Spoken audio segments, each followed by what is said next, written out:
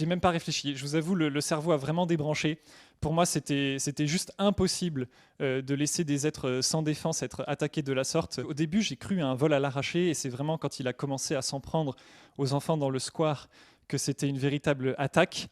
Et à ce moment-là, en fait, on débranche le cerveau et on agit un peu comme un animal par instinct. Et c'était impossible pour moi d'assister à ça sans réagir. C'est impossible d'ailleurs que les Français assistent à ça sans réagir. J'ai loin d'être le seul à avoir réagi. Beaucoup d'autres personnes autour ont commencé comme moi à lui courir après pour essayer de lui faire peur, de l'écarter.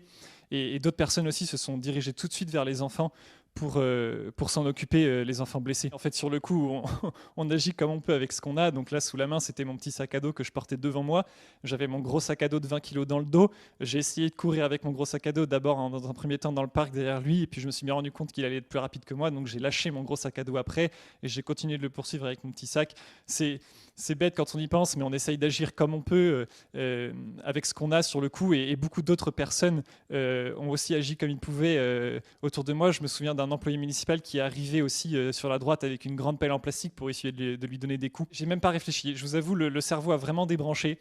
Pour moi, c'était juste impossible de laisser des êtres sans défense être attaqués de la sorte par quelqu'un qui semblait effectivement comme un fou furieux.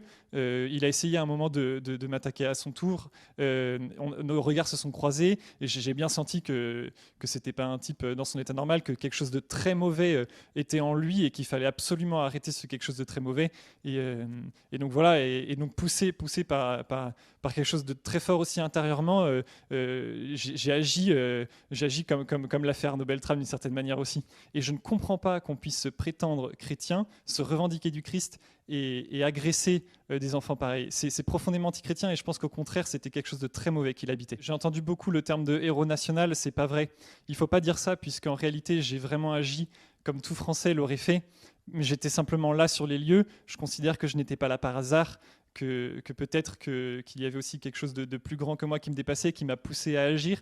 Mais je veux simplement dire que tout le monde l'aurait fait à ma place, et qu'il suffit juste de se dire arrêter de subir et relever la tête, et tout le monde est capable à chaque coin de rue de réaliser des actes semblables. S'il y a bien une leçon à tirer de mon action, ce serait de simplement dire aux gens que tout est possible à partir du moment où on arrête de vouloir être passif face à de telles attaques, qu'il faut relever la tête, regarder ce qu'il y a de grand et de beau. Moi, si je fais le tour des cathédrales de France en ce moment, c'est pour me nourrir de ce qu'il y a de grand et de beau dans ce pays, et ça m'a certainement aussi nourri au moment de l'action. Donc voilà, tout le monde est capable d'agir à partir du moment où on décide de relever la tête et d'arrêter de subir.